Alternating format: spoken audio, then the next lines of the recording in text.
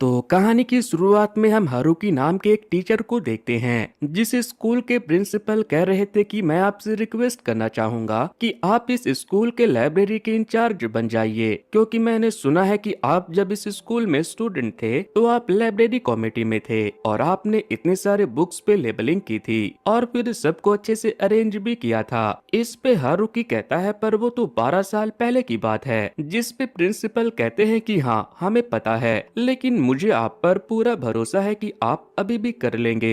वैसे library committee से कोई इस काम में आपकी मदद जरूर करेगा। इसके बाद हारुकी लाइब्रेरी जाता है, मगर वो काफी परेशान था क्योंकि इस लाइब्रेरी से हारुकी की पास्ट की कई यादें जुड़ी हुई थी। लाइब्रेरी में जाने के बाद हारुकी लाइब्रेरी कमेटी के मेंबर से मिलता है। वो भी हारुकी से पूछते हैं कि मैंने सुना है आपने ही सारी लाइब्रेरी को अरेंज किया था, जिस पे हारुकी कहता है पर मैंने ये काम अकेले नहीं किया था, इस काम में मेरा साथ एक अनोइंग हेल्पर ने दिया था। और तभी यहीं से स्टोरी 12 साल पहले शिफ्ट हो जाती है, यानी कि हमें 12 साल पहले का सीन दिखाया जाता है। लाइब्रेरी में हारुकी को सकुरा नाम की उसकी एक फ्रेंड कह रही थी कि मैं तुम्हारे पैनक्रियास खाना चाहती हूँ। ये सुनकर हारुकी चौंक जाता है और कहता है कि क्या तुम मेरे पैनक्रियास खाना चाहती हो, लेकिन क्यों, तुम अचानक से आदमखोर कैसे हो गई। जिस पे सकुरा हंसते हुए कहती है मैंने कल टीवी में देखा था कि पुराने जमाने में अगर किसी इंसान का कोई बॉडी पार्ट खराब हो जाता था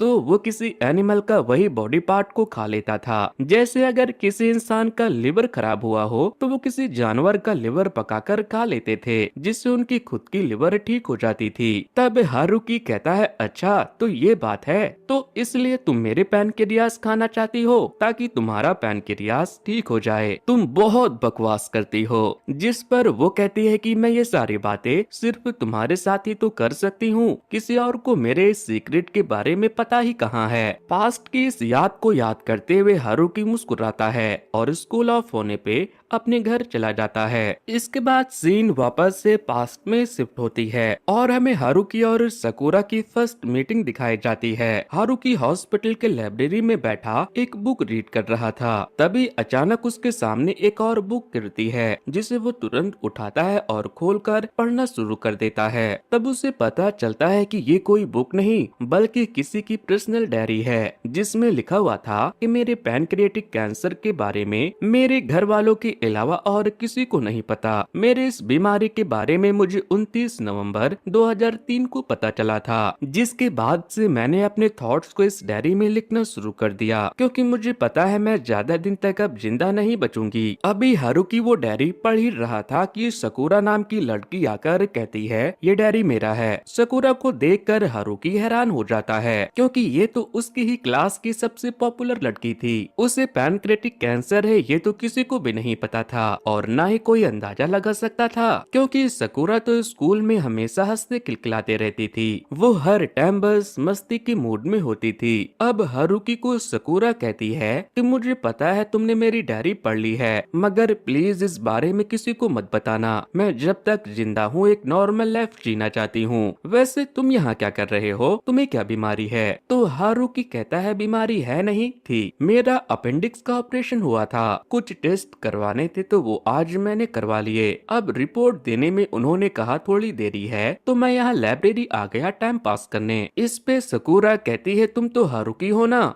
मेरे क्लासमेट। हारुकी कहता है तुम्हें मेरा नाम कैसे पता, मैं तो बस एक नॉर्मल सा स्टूडेंट हूँ, कोई मुझसे बात तक नहीं करता। तब सकुरा कहती है कोई नहीं, मैं सबको नोटिस करती हूँ। प्रेजेंट में ये सारी बातें हारुका अपने हेल्पर को बताते हुए कहता है बस उसी दिन से मेरी बर्बादी शुरू हो गई। मैं एक इंट्रोवर्ट सा लड़का था, जल्दी किसी से बातचीत भी नहीं करता था, मगर सकुरा की वजह से मैं लैमलाइट में आने लगा। इसके बाद सीन वापस से पास्ट में शिफ्ट होती है। स्कूल की छुट्टी के बाद सकुरा सबके सामने हारुकी को बाय करती है और अगले ही दिन वो हारुकी की देखा देखी लाइब्रेरी की कैंडिडेट मेंबर बन जाती है, जिसके बाद स्कूल अथॉरिटी हारुकी और सकुरा को ही पूरे लाइब्रेरी को ऑर्गेनाइज करने का जिम्मा सौंप देती है। मगर सकुरा को अपने आसपास मंडराते हुए देखकर हारुकी कहता है, तुम्हें मुझ पर नजर रखने की जरूरत नहीं है, मैं तुम्हारे सीक्रेट के बारे में किसी को नहीं बताऊंगा। जिस पर सकुरा कहती है कि ऐसी कोई बात नहीं, मुझे तो ये काम इंटरेस्टिंग लगा इसलिए मैं इसमें इन्वॉल्व हुई। तब हारुकी नोटिस करता है कि सकुरा तो बुक्स में गलत नंबरिंग दे रही है। जब वो उसे टोकता है तो वो कहती है कि ये तो मैंने जानबूझकर कर दिया ताकि रीडर को सरप्राइज मिले। अब पढ़ने का इतना शौक है तो बुक खोजने में थोड़ी मेहनत तो करनी चाहिए ना, और वैसे भी मैंने सिर्फ एक दो बुक के साथ ही ऐसा किया है। जिस पे हारुकी कहता है कि तुम अपनी आखिरी के बचे हुए दिन क्या ऐसे एंजॉय करना चाहती हो, बुक्स अरेंज करके। तब सकुरा पूछती है फिर मुझे कैसे स्पेंड करना चाहिए अपना आखिरी वक्त, जिस पे हारुकी सजेस्ट करता है कि तुम्हें अपना फर्स्ट लव एक्सपीरियंस करना चाहिए, विदेश घूमने जाना चाहिए या हाइकिंग वगैरह ट्राई करनी चाहिए। जिस पर सकुरा कहती है तो फिर तुम खुद ये सब चीजें क्यों नहीं कर रहे। हारुका कहता है कि मुझे कौन सा जानलेवा बीमारी है, मेरा आखिरी वक्त थोड़ी चल रहा है। इस पे सकुरा कहती है ऐसा जरूरी थोड़ी है कि जिसे सिर्फ जानलेवा बीमारी हो उसका ही आखिरी टाइम चल रहा हो। तुम न्यूज़पेपर नहीं पढ़ते क्या, आजकल आए दिन लोग एक्सीडेंट में मारे जाते हैं, कुछ को हार्ट अटैक आ जाता है, कितने लोगों का खून हो जाता है। इसलिए तुम्हारे बचे हुए जिंदगी को मैं थोड़ा इंटरेस्टिंग बनाना चाहती हूँ और इसके लिए तुम मुझे संडे को 11 बजे स्टेशन के सामने मिलना। इसके बाद सीन संडे को 11 बजे शिफ्ट होती है। हारुकी स्टेशन के बाहर सकुरा का इंतजार कर रहा था। कुछ देर में सकुरा आकर कहती है कि आज हम ऑर्गन मीट्स ट्राई करने चलेंगे, मुझे तो पैनकेरियास ही खाने हैं। इसके बाद जब ये दोनों उस रेस्टोरेंट में जाते हैं तो सकुरा कहती है कि हम यहाँ आए हैं ये बात किसी को मत बताना, क्योंकि इस रेस्टोरेंट में आने का आइडिया मेरी बेस्ट फ्रेंड कयोको का था। अगर उसे पता चलेगा कि मैं उसके साथ नहीं बल्कि तुम्हारे साथ आई हूँ तो वो मुझे मार ही डालेगी। तुम्हें पता है गर्ल बेस्ट फ्रेंड बॉयफ्रेंड से भी ज्यादा पॉजिटिव होती है। इसके बाद सकुरा जोर जोर से पूछने लगती है कि तुम्हारी कोई गर्लफ्रेंड नहीं है क्या, तुम हमेशा से सिंगल हो। तब हारुकी को मजबूरी में बताना पड़ता है कि एक लड़की थी जिसे मैं पसंद करता था, मगर इससे पहले कि मैं अपनी फीलिंग उसे बता पाता उस लड़की को किसी और हैंडसम लड़के ने अपनी गर्लफ्रेंड बना लिया। इसके बाद सकुरा बताती है कि मेरा तो एक बॉयफ्रेंड था पर अब हमारा ब्रेकअप हो चुका है। फिर सीन रात में शिफ्ट होती है। हारुकी अपने घर पे सकुरा की दी हुई बुक रीड कर रहा था, तभी उसे सकुरा का मैसेज आता है। वो बताती है कि मुझे तुम्हारे साथ आज टाइम स्पेंड करके बहुत अच्छा लगा, मैंने तुम्हारे बारे में अपनी डायरी में भी लिखा है। तो हारुकी कहती है नहीं नहीं मेरा नाम मत लिखना, जिस पर वो कहती है मैंने लिख तो दिया है पर चलो कोई नहीं, मैं तुम्हारे नाम पे पेन चला दूंगी जिससे तुम्हारा नाम कवर हो जाएगा। फिर अगले दिन हम देखते हैं कि कयोको को पता चल गया था हारुकी और सकुरा के नजदीकियों के बारे में। क्लासरूम में कयोको ने इस बारे में सबको बता भी दिया था। साथ ही कयोको हारुकी को फेस टू फेस कन्फ्रंट भी करती है कि तुम सकुरा के नजदीक क्यों आ रहे हो, तुम्हारा इंटेंशन क्या है। जिस पे हारुकी तो बिल्कुल चुप हो जाता है, उसे समझ ही नहीं आता कि वो कयोको को क्या बताए। तब बीच में सकुरा आती है। वो कयोको का गुस्सा शांत कराने के लिए कह देती है कि तुम जैसा सोच रही हो वैसा नहीं है, मेरी तो बस हारुकी के साथ अच्छी बनती है इसलिए हम साथ में टाइम स्पेंड कर रहे हैं, जिससे हारुकी को बुरा फील होता है। सबके सामने सकुरा ने हारुकी को फ्रेंड तक का दर्जा नहीं दिया था, इसलिए वो गुस्से में छत पे चला जाता है। तब सकुरा भी उसके पीछे पीछे आती है। हारुकी कहता है कि तुमने अपनी बेस्ट फ्रेंड तक को अपनी बीमारी के बारे में नहीं बताया, मगर मुझे पता है फिर भी मैं तुम्हारा फ्रेंड कहलाने के लायक नहीं हूँ, मुझसे तो तुम्हारी सिर्फ अच्छी बनती है, इसलिए अच्छा यही होगा कि तुम अपना आखिरी वक्त मेरे साथ बिताने के बजाय अपने क्लोज फ्रेंड और बेस्ट फ्रेंड के साथ बिताओ। तब सकुरा उसे समझाती है कि मैं अपनी बेस्ट फ्रेंड को सच्चाई नहीं बता सकती वरना वो रो रो कर अपना हालत खराब कर लेगी और मेरे आखिरी दिन सिर्फ रोते गाते ही गुजरेंगे जो हम दोनों के लिए अच्छा नहीं होगा। तब हारुकी पूछता है क्या तुम सच में मर जाओगी, तो सकुरा बताती है हाँ मेरे पास अब सिर्फ 1 साल ही बचा है, जिससे हारुकी सैड हो जाता है। तो सकुरा कहती है उदास मत हो, हम सबको तो एक ना एक दिन मरना ही है, मेरे केस में बस मुझे अपनी एक्सपायरी डेट पता है। इसके बाद सीन प्रेजेंट में शिफ्ट होती है जहां हारुको को कयोको और काजुहारू के शादी का इनविटेशन कार्ड रिसीव होता है। कयोको अपने स्कूल फ्रेंड से ही शादी कर रही थी। उसने हारुको से पूछा भी था कि क्या तुम मेरे शादी में शामिल होना चाहोगे, मगर हारुको उस फॉर्म को फिल करके भेजता ही नहीं है। बेसिकली उसे शादी में कोई इंटरेस्ट ही नहीं था क्योंकि हारुकी उसकी कोयोको से कभी बनी ही नहीं थी। फिर स्टोरी वापस से पास्ट में शिफ्ट होती है। हॉलीडे के दिन सकुरा हारुकी को ट्रेन से लेकर कहीं जा रही थी, मगर वो कहाँ जा रही थी वो उसे ये भी नहीं बता रही थी, जिससे हारुकी परेशान हो रहा था। तब सकुरा कहती है कि सफर का मजा लो ना,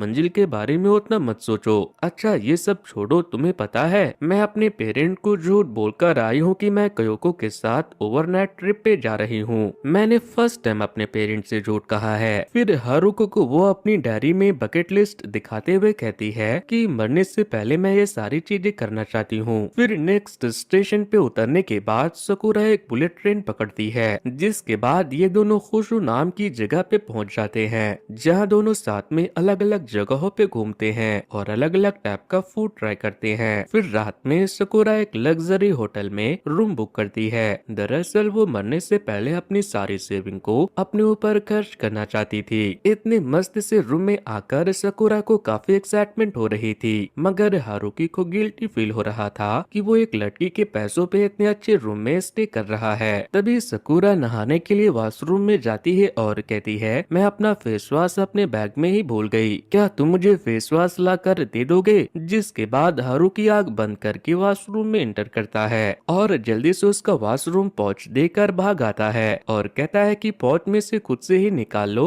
जो जो चाहिए। सकुरा के नहाने के बाद जब हारुकी नहाकर आता है तो हैरान हो जाता है, क्योंकि सकुरा तो ड्रिंक कर रही थी। वो कहती है कि ये भी मेरे विश लिस्ट में था। इसके बाद सकुरा हारुकी के साथ ट्रूथ एंड डेयर गेम खेलती है, जिसमें पहले हारुकी ट्रूथ चूज करता है तो वो पूछती है कि हमारे क्लास में तुम्हें सबसे क्यूट लड़की कौन लगती है, जिसका जवाब हारुकी ये कहते हुए देता है कि मैं लोगों को उनके अपीयरेंस के बेसिस पे जज नहीं करता। मगर सकुरा इतनी आसानी से उसका पीछा नहीं छोड़ने वाली थी, उसे आखिर में बताना ही पड़ता है कि उसे हेना क्यूट लगती है। तो सकुरा कहती है अच्छा मतलब मैं तुम्हें क्यूट नहीं लगती क्या, जिस पर हारुकी चुप रहना ही सही समझता है। फिर नेक्स्ट राउंड में हारुकी फिर से ट्रूथ चूज करता है तो सकुरा पूछती है कि अगर हेना सबसे क्यूट है तो उस क्यूटेस्ट वाली रैंक में मैं कितने नंबर पे आती हूँ? हारुकी जवाब 3rd नंबर पे देता है, जिस पे सकुरा कहती है अरे तुम तो मेरी बेइज्जती ही किए जा रहे हो। तो सकुरा की जब पूछने की बारी आ रही थी तो वो थोड़े फन टाइप का सवाल पूछ रही थी, मगर जब हारुका के पूछने की बारी आती है तो वो सीरियस क्वेश्चंस पूछने लगता है, जैसे कि वो सकुरा का जॉब इंटरव्यू ले रहा हो, जिस पे सकुरा बहुत हंसती है। फिर आखिर में हारुका डेयर चूज करता है तो सकुरा उसे डेयर देती है कि मुझे प्रिंस की तरह अपने गोद में उठाकर बेड तक ले चलो। हारुकी वो भी कर देता है, जिससे सकुरा बहुत खुश होती है। वो कहती है कि मेरा बचपन से ये सपना था कि कोई लड़का मुझे अपने गोद में उठाकर बिस्तर पे सुलाए। इसके बाद ये दोनों रॉक पेपर सीजर खेलते हैं, जिसके बाद दोनों सेम बेड पर सो जाते हैं। अगली सुबह कयोको सकुरा को कॉल करके कन्फ्रंट करती है कि तुमने अपनी मॉम से झूठ क्यों कहा कि तुम मेरे साथ ट्रिप पे गई हो? उन्होंने मुझे फोन किया था, मैंने बात तो संभाल ली, मगर तुम मुझे सच सच बताओ कि तुम किसके साथ गई हो। तो सकुरा हारुकी के बारे में बता देती है, जिससे कयोको नाराज हो जाती है। तो सकुरा उसे प्रॉमिस करती है कि मैं लौटते वक्त तुम्हारे लिए गिफ्ट लेकर आऊंगी। तब एक कयोको कहती है ठीक है तुम सेफली आ जाना और आकर मुझे सारी बात डिटेल में बताना, साथ ही अपने उस हारुकी से कह देना कि उसने अगर कुछ भी उल्टा पुल्टा किया ना तो मैं उसका खून कर दूंगी। मगर सकुरा ये सारी बात मजाक मजाक में हारुकी को बता देती है, जिससे वो कयोको से दूर रहना ही बेहतर समझता है। इसके बाद सीन कुछ दिनों के बाद शिफ्ट होती है। आज सकुरा स्कूल नहीं आई थी और वो मैसेज करके हारुकी को अपने घर बुलाती है, तो वो स्कूल के बाद उसके घर चला जाता है। वहाँ जाने के बाद सकुरा उसे कहती है कि तुम्हें पता है मैंने तुम्हें घर पे क्यों बुलाया? दरअसल आज मेरे पेरेंट्स बाहर गए हुए हैं, तो अब तुम ये बताओ कि क्या तुम मुझे अपनी गर्लफ्रेंड बनाने के बारे में जरा सा भी नहीं सोचते? तो हारुकी घबराते हुए कहता है नहीं, लेकिन तभी वो अचानक हारुकी को हग कर लेती है और कहती है कि मेरी एक विश थी कि मैं जब तक मर ना जाऊं तब तक डेली किसी मेल को हग करूं। इससे हारुकी अनकंफर्टेबल हो जाता है और खुद को छुड़ा लेता है। तभी सकुरा कहती है अरे बुद्धू मैं तो बस मजाक कर रही थी, मगर तुम तो हर चीज चीज सीरियसली ले लेते हो। इससे हारुकी नाराज हो जाता है। वो कहता है तुम कुछ ज्यादा ही मजाक करती हो, मुझे नहीं पसंद ये सब। ये कहकर वो अपने घर के लिए निकल जाता है। उस वक्त तक रात हो चुकी थी और तेज बारिश भी हो रही थी। बाहर ही हारुकी को उसके क्लास का मॉनिटर मिल जाता है, जो पूछता है कि तुम इस वक्त सकुरा के घर पे क्या कर रहे थे। वो हारुकी के साथ मारपीट करने लगता है। तभी सकुरा बाहर आती है और वो मॉनिटर को डांटते हुए कहती है कि हम दोनों का ब्रेकअप हो चुका है, तुम बहुत पॉजिटिव थे, इसलिए मैं तुम्हारे साथ नहीं रहना चाहती। मैं तुम्हें आखिरी बार कह रही हूँ, तुम मुझसे और मेरे जान पहचान के लोगों से दूर रहो, वरना मैं पुलिस कंप्लेन कर दूंगी। इसके बाद वो हारुकी को अपने घर के अंदर ले जाती है।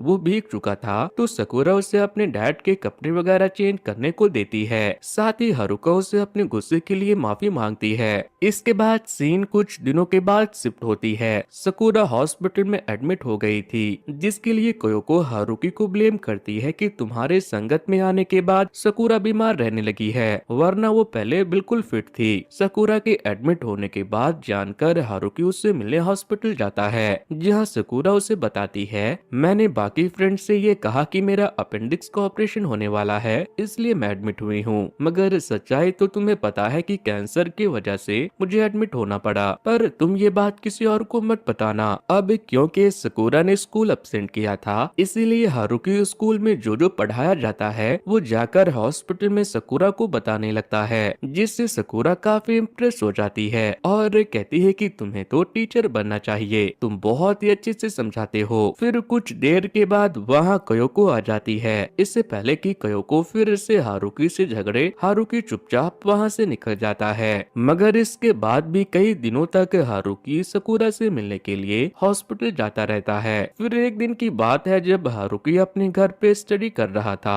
तो सकुरा कॉल करके कहती है कि मुझे चेरी ब्लूज़म देखना है। तब तुरंत ही हारुकी सकुरा से मिलने हॉस्पिटल जाता है और उसे समझाता है कि हम चेरी ब्लूज़म देखने जरूर चलेंगे, मगर उसके लिए तुम्हें हॉस्पिटल से डिस्चार्ज होना होगा। इसके बाद दोनों ट्रूथ एंड डेयर गेम खेलते हैं। इस दौरान सकुरा रिवील करती है कि मैं जीना चाहती हूँ, मुझे नहीं मरना। वही हारुकी भी कहता है कि मैं तुम्हें जीते हुए देखना चाहता हूँ। इस तरह से दोनों इमोशनल होकर एक दूसरे को हक कर लेते हैं। फिर सीन कुछ दिनों के बाद शिफ्ट होती है। सकुरा मैसेज करके हारुकी को बताती है कि डॉक्टर ने कहा है कि कल मुझे हॉस्पिटल से डिस्चार्ज किया जाएगा, तो क्यों न कल हम चेरी ब्लूज़म देखने चले। तो हारुकी एक प्लान बनाता है कि हम चेरी ब्लूज़म देखने के लिए फ्लैट से दूसरे शहर चलेंगे, वहाँ न्यू डिश भी ट्राई करेंगे। फिर अगले दिन हम हारुकी को सकुरा का मैसेज रीड करते हुए देखते हैं। सकुरा ने लिखा था कि मैं हॉस्पिटल से डिस्चार्ज होकर घर आ गई हूँ ताकि मैं अच्छे से ड्रेसअप हो सकूं, इसलिए मुझे आने में थोड़ा लेट हो जाएगा। डिस्चार्ज होने के खुशी में हारुकी उसे कॉन्ग्रेचुलेट करता है। फिर वो उसे बताता है कि मैं रेस्टोरेंट में तुम्हारा वेट कर रहा हूँ, तुम आराम से रेडी होकर आना। लेकिन इसके बाद तो उसके इंतजार का इंतहा ही हो जाता है। इंतजार करते करते दोपहर से शाम और फिर शाम से रात हो जाती है, मगर सकुरा मैडम नहीं आती।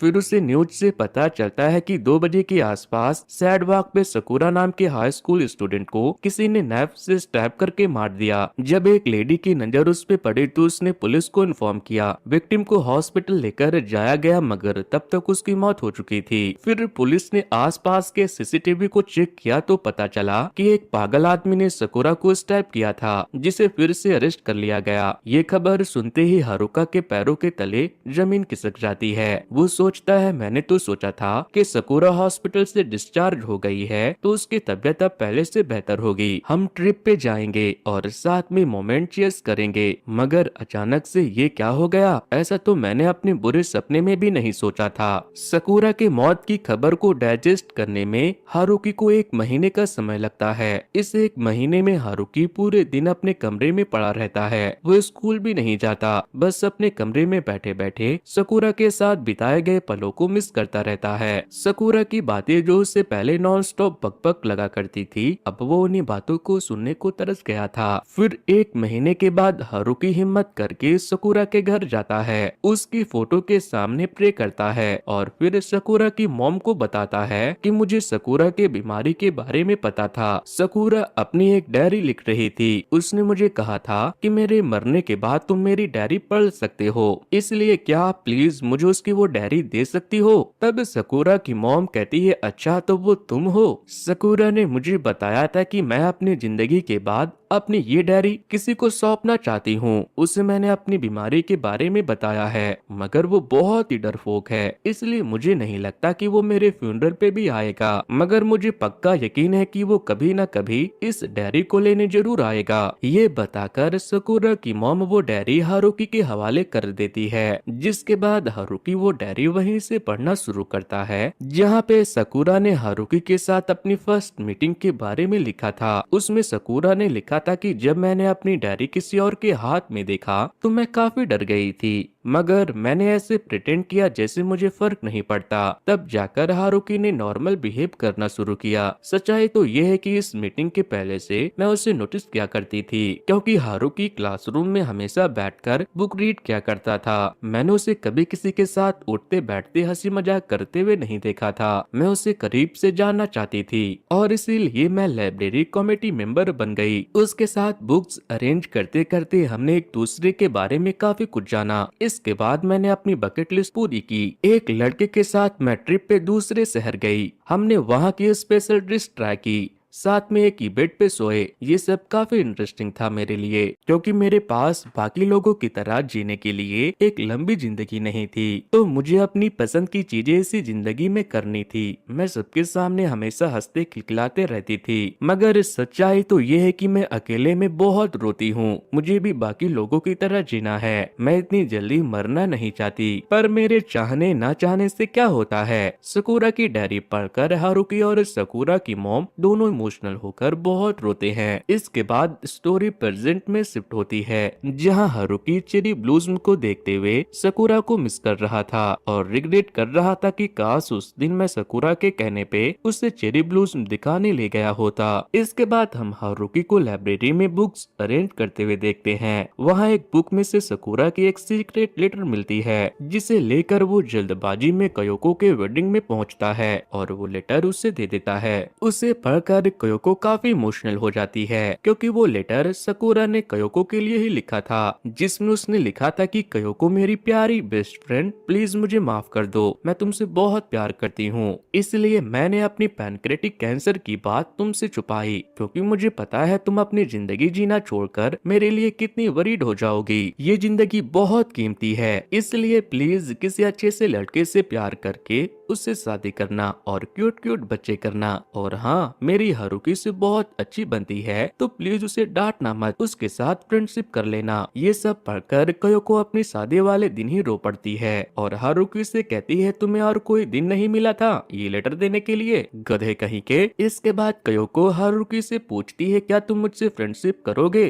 तो वो भी मान जाता है, क्योंकि हारुकी को पता था कि सकूरा हमेशा से उन दोनों की दोस्ती करवाना चाहती थी। और इसी हैप्पी सैड एंडिंग के साथ ये कहानी यहीं पर खत्म होती है। तो दोस्तों, ये कहानी आपको कैसी लगी मुझे कमेंट करके बताना। वैसे दोस्तों, कुछ दिनों पहले मैंने कैसे मूवी की स्टोरी को एक्सप्लेन किया था, अगर आप लोगों ने उसे नहीं देखा है तो एंड स्क्रीन पर दिए जा रहे लिंक पर क्लिक करके उसे देख सकते हो। सो वेल गाइस, आज के वीडियो में इतना ही। Thanks to, good bye.